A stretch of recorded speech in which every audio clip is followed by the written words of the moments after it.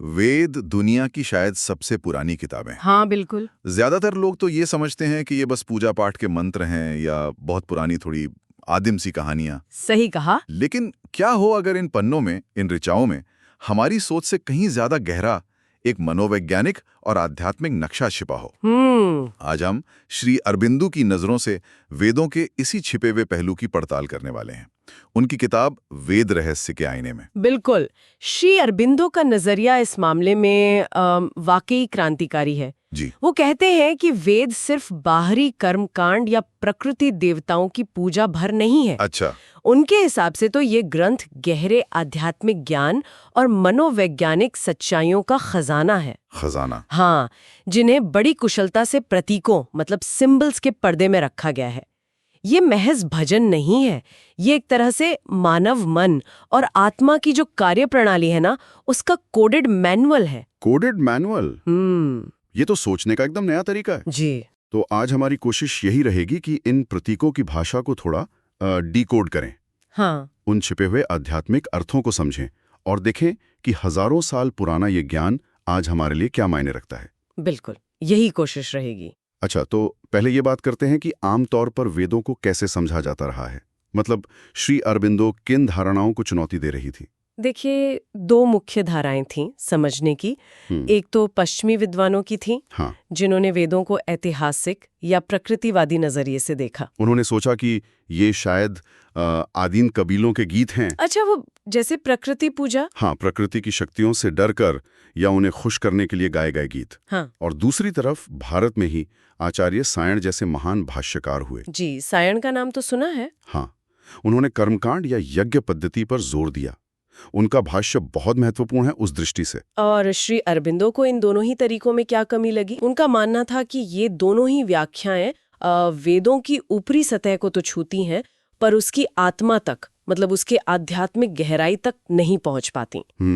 सायण का भाष्य कर्मकांड समझने के लिए जरूरी है, इसमें कोई शक नहीं। पर श्री अरबिंदो मानती थीं कि इसने असली आध्यात्मिक मतलब पर एक तरह का दोहरा ताला लगा दिया। दोहरा ताला? हाँ, जिससे सदियों तक भारत वेदों के जीवंत आध्यात्मिक उपयोग से शायद कुछ दूर हो गया। और पश्चिमी विद्वानों की व्याख्या, उसमें क्या दिक्कत थी? श्री अरबिंदो के अनुसार पश्चिमी विद्वानों ने अपनी पद्धतियां इस्तेमाल की, जैसे वो तुलनात्मक भाषा विज्ञान या माइथोलॉजी। हाँ। पर ये काफी हद तक अंदाजों पर आधारित थीं। वे प्राचीन रहस्यवादी कवियों की सोच और उनका जो प्रतीकात्मक सिस्टम था ना, उसे शायद ठीक से समझ नहीं पाए। अच्छा। उन्होंने ये मान लिया कि वैदिक ऋषि शायद होमर के समय के यूनानियों जैसे ही सरल प्रकृति पूजक लोग रहे होंगे। इसी वजह से फिर वो आर्य आक्रमण जैसी थ्योरीज बनी, जिनका वेदों में सीधा जिक्र तक नहीं मिलता। तो आर्य अनार्य का भेद फिर क्या था? श्री अरबिंदो ने साफ कहा कि ये नस्ल का भेद नहीं था, ये संस्कृति और आध्यात्मिकता का था। मतलब जो यज्ञ करते थे वो आर्य और जो नहीं करते थे वो अनार्य या दस्य। दिलचस्प। हाँ, लेकिन उन्होंने स्वामी दयानंद सरस्वती की तारीफ जरूर की। क्यों? क्योंकि दयानंद ने फिर से वेदों की प्रतीकात्मक भाषा और सभी देवताओं के पीछे एक ही सत्य होने की बात पर जोर दिया था। वही एकम सद्विप्रा बहुधा वदंती। अच्छा, तो अगर वेद सिर्फ कर्मकांड या प्रकृति पूजा नहीं है, तो फिर श्री अरबिंदो के मुताबिक इनका असली सार क्या है? यहाँ से बात सच में दिलचस्प हो रही है। बिल्कुल। श्री अरबिंदो कहती हैं कि वेद असल में इंसान की आत्मा के अंदर चलने वाले संघर्ष और उसकी जीत की महागाथा है। आत्मा के अंदर? हाँ, ये कोई बाहरी लड़ाई नहीं, बल्कि हमारे अंदर प्रकाश और अंधकार, सत्य और असत्य के बीच जो युद्ध चलता है ना, उसका वर्णन है। ये मंत्र उन दिव्य शक्तियों की स्तुति है जो हमारे भीतर काम करती हैं, जैसे दिव्य इच्छा शक्ति, दिव्य प्रकाश, दिव्य आनंद। वेद एक तरह से आत्मा की ऊंची चेतना की अवस्थाओं तक पहुंचने की यात्रा का नक्शा है। ये आंतरिक यज्ञ की किताब है। आंतरिक यज्ञ? हाँ, जहां हम अपनी सीमाओं को, अपनी कमजोरियों को, अपने अहंकार को दिव्य अग्नि में समर्पित करते हैं। ऋषियों के लिए ये मंत्र सिर्फ शब्द नहीं थे, बल्कि आध्यात्मिक उन्नति के साधन थे, उनके अंदरूनी संघर्ष में हथियार थे। और इस पूरी यात्रा का, इस आंतरिक यज्ञ का अंतिम लक्ष्य क्या बताया गया है? मतलब मंजिल क्या है? मंजिल है अमरता, नश्वरता से अमरता की ओर जाना। अमरता क्या मतलब शारीरिक रूप से? नहीं नहीं, यहाँ मृत्यु का मतलब सिर्फ शारीरिक मौत नहीं है। इसका मतलब है मन, प्राण और शरीर की सीमाओं में बंधे रहना। अच्छा। अमरता का मतलब है उस असीम सत्ता, चेतना और आनंद की अवस्था को पा लेना जो इन सीमाओं से परे है। वेद कहते हैं कि इंसान को अपनी सामान्य चेतना, जिसे वो मन और शरीर या ध्यो और पृथ्वी कहते हैं, उससे ऊपर उठना है।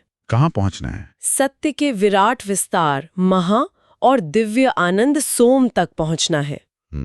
यही वो महापथ या महान रास्ता है जिसे प्राचीन ऋषियों ने खोजा और दूसरों के लिए प्रकाशित किया। ये सुनने में बहुत गहरा है, लेकिन जब हम वेद पढ़ते हैं तो उसमें तो अग्नि, इंद्र, सोम, गाय, घोड़े, युद्ध, दानव ऐसी चीजें ही ज्यादा दिखती हैं। हाँ बिल्कुल। ये सब आत्मा की यात्रा या अमरता से कैसे जुड़ गए? चलिए इस गुत्थी को थोड़ा सुलझाते हैं। हाँ, यहीं पर श्री अरबिंदो की जो प्रतीकवाद की कुंजी है वो काम आती है। उनका कहना है कि ऋषियों ने जानबूझकर, सोच समझकर अपने गहरे आध्यात्मिक अनुभवों और ज्ञान को प्रतीकों के आवरण में छुपाया। क्यों? क्योंकि ये ज्ञान बहुत पवित्र था और शायद आम अपरिपक्व मन के लिए खतरनाक भी हो सकता था। इसलिए इसे उन लोगों से सुरक्षित रखना था जो इसके लिए तैयार नहीं थे, जिन्हें वो अनअधिकारी कहते हैं। अच्छा। जबकि जो दीक्षित थे, जो साधना के मार्ग पर थे, वो इन प्रतीकों के पीछे छिपे अर्थ को समझ सकते थे। तो ये प्रतीक एक तरह के कोड वर्ड हुए? हाँ बिल्कुल, एक तरह से कोडवर्ड ही समझिए। और सबसे खास बात यह है कि उन्होंने एक ही प्रतीक को 2 स्तरों पर इस्तेमाल किया। 2 स्तरों पर? हाँ, एक बाहरी स्थूल अर्थ होता था जैसे आग, गाय, घोड़ा, और एक आंतरिक मनोवैज्ञानिक या आध्यात्मिक अर्थ। तो पढ़ने वाला अपनी समझ और चेतना के स्तर के हिसाब से अर्थ ग्रहण करता था। ये तो बहुत चालाकी से किया गया लगता है। बिल्कुल। चलिए कुछ मुख्य प्रतीकों को देखते हैं, जैसा स्रोत में बताया गया है कि कैसे वे बाहरी और भीतरी दोनों दुनियाओं को दर्शाते हैं। हाँ, ये समझना जरूरी होगा। कुछ उदाहरण दें? जरूर। सबसे पहले तो देवता, एवास। ये सिर्फ प्रकृति की शक्तियां नहीं है जैसे आग, हवा, पानी। तो फिर क्या है? श्री अरविंदो के अनुसार ये हमारे अंदर की मनोवैज्ञानिक शक्तियां भी हैं। एक ही परम सत्य यानी एकम सत्य के अलग अलग रूप और शक्तियां हैं। जैसे अग्नि, ये सिर्फ बाहरी आग नहीं बल्कि हमारे अंदर की दिव्य इच्छा शक्ति है, डिवाइन विल, वो संकल्प जो हमें ऊपर उठने की प्रेरणा देता है। ऋषि इसे कविकृतु कहते हैं, यानी वो दृष्टा जिसका संकल्प ही कर्म बन जाता है। अच्छा। इंद्र, ये मन की शक्ति है, विशेषकर दिव्य मन की शक्ति जो अंधकार से लड़ता है और प्रकाश यानी स्वाहा को जीतता है। और सूर्य, ये परम सत्य और ज्ञान का प्रकाश है। सोम, वो तो एक तरह का पेय था ना? बाहरी रूप में हाँ, लेकिन आंतरिक रूप में सोम दिव्य आनंदा है, वो खुशी जो साधना से मिलती है। और उषा, सुबह की देवी? हाँ, उषा भोर की देवी तो है ही, साथ ही हमारे अंदर दिव्य चेतना के जागरण का प्रतीक है, अवेकनिंग। यानी देवता बाहरी दुनिया में भी हैं और हमारे अंदर भी। यथा पिंडे तथा ब्रह्मांडे जैसा कुछ। बिल्कुल बिल्कुल, कुछ वैसा ही। इसी तरह यज्ञ को देखिए। हाँ, यज्ञ तो बहुत होता है वेदों में। हाँ, पर ये सिर्फ बाहरी हवन कुंड में आहुति देना नहीं है। असल में ये आंतरिक समर्पण का प्रतीक है। किस चीज का समर्पण? अपनी इच्छाओं का, अहंकार का, अपनी सीमाओं का। इन्हें उच्चतर चेतना के प्रति अर्पित करना। यहाँ यजमान यानी यज्ञ करने वाला स्वयं साधक की आत्मा है। अच्छा।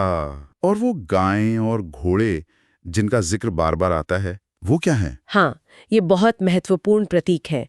गाय सिर्फ जानवर नहीं बल्कि प्रकाश या ज्ञान की किरणें हैं। प्रकाश? हाँ, उषा को गोमती कहा गया है, मतलब प्रकाश से युक्त। इंद्र सोम पीकर गोदा बनते हैं, यानी प्रकाश देने वाले। तो जब वेदों में गायों को खोजने या छुड़ाने की बात आती है तो उसका गहरा मतलब है ज्ञान के प्रकाश को पाना। और घोड़ा? अश्व, घोड़ा सिर्फ सवारी नहीं बल्कि जीवन शक्ति, प्राणिक ऊर्जा, लाइफ एनर्जी और तेज गति से काम करने की क्षमता का प्रतीक है। उषा को अश्वावती भी कहा गया है, मतलब प्राण शक्ति से युक्त। अश्विन देव जो घोड़ों वाले हैं वो प्राणिक शक्ति और आनंद के देवता माने जाते हैं। अच्छा, और वो दुश्मन जिनका जिक्र आता है, पणि, दस्यु, वृत्र, क्या वो सचमुच के दुश्मन थे, जैसे कोई राजा या कबीला? श्री अरविंदो के अनुसार ऐसा नहीं है। ये ऐतिहासिक दुश्मन नहीं थे, ये हमारे अंदर के ही दुश्मन हैं। अंधकार, अज्ञान, स्वार्थ, विभाजन और सीमाओं की शक्तियां। हमारे अंदर के? हाँ, जैसे पणि, पैनिस, ये वो कंजूस शक्तियां हैं जो ज्ञान के प्रकाश गायों को चुराकर हमारे अचेतन मन की गुफा में छिपा देती हैं। ये यज्ञ नहीं करती, मतलब दिव्यता के प्रति समर्पित नहीं होती। और वृत्रा? वृत्रा का मतलब ये ढकने वाला? ये वो दानव है जो चेतना के प्रवाह, नदियों को रोक देता है, हमें आगे बढ़ने से रोकता है, हमें ढांप देता है। तो ये सब हमारे अंदरूनी संघर्ष के प्रतीक हैं। बिल्कुल सही। और एक संख्या 7 का भी बहुत जिक्र है, 7 नदियां, 7 ऋषि।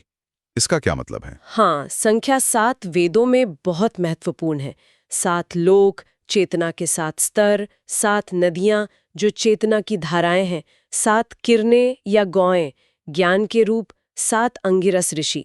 श्री अरविंदो मानती हैं कि ये सत्ता के 7 मूलभूत सिद्धांतों या स्तरों को दर्शाते हैं। इसी तरह सोमरस, जैसा हमने कहा, दिव्य आनंद का प्रतीक है, और हिरण्य, गोल्ड, भौतिक सोने से ज्यादा सत्य के दिव्य प्रकाश का प्रतीक है।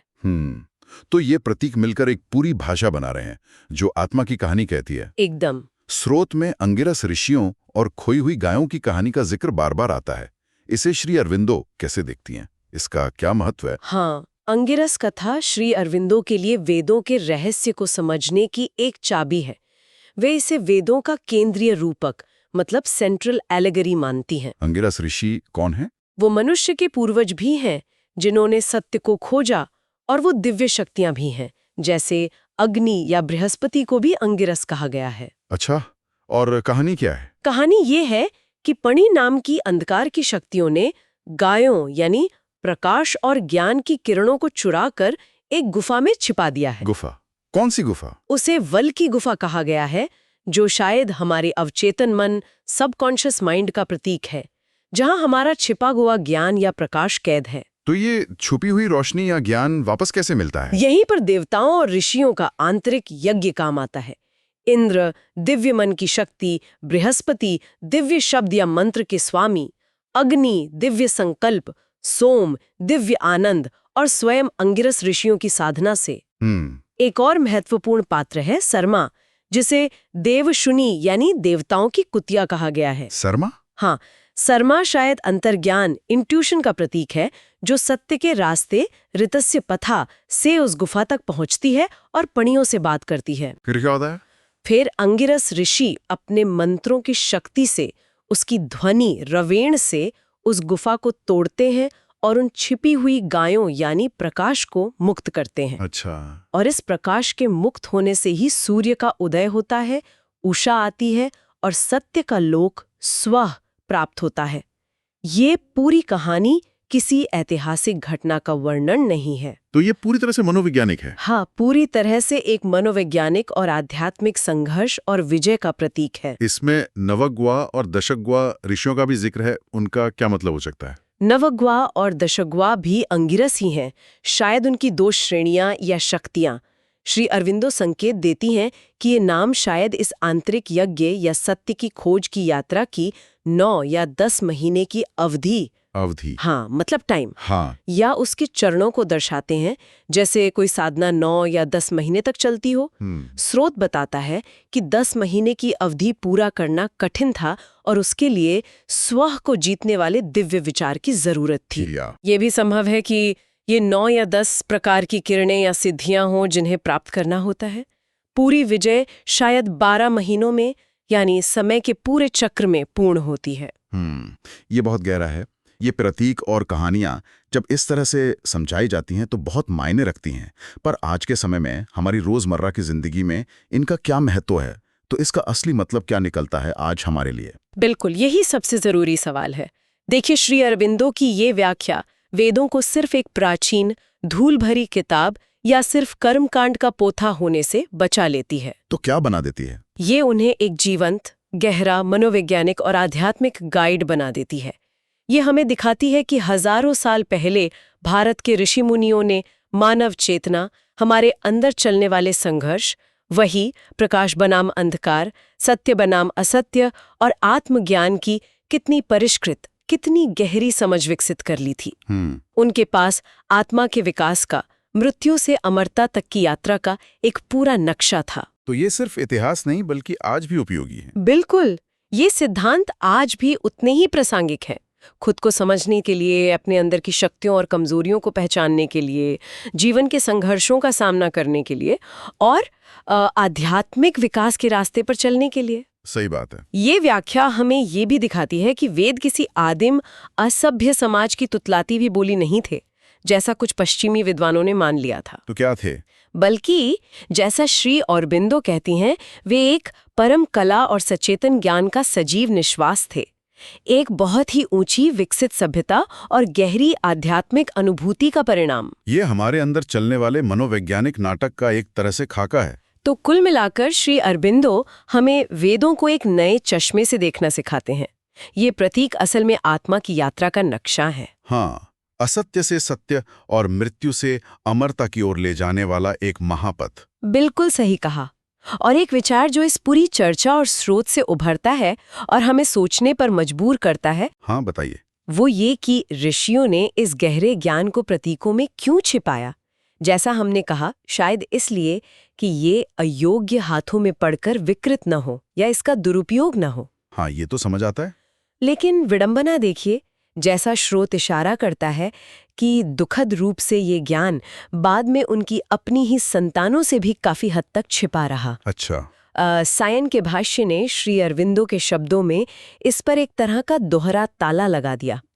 अब सवाल ये उठता है कि गहरे और पवित्र ज्ञान को सुरक्षित रखने की कोशिश कहीं उसे पूरी तरह भुला देने का कारण तो नहीं बन जाती।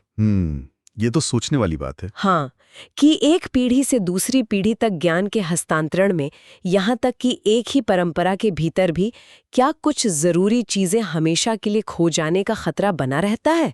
इस पर जरूर सोचा जा सकता है।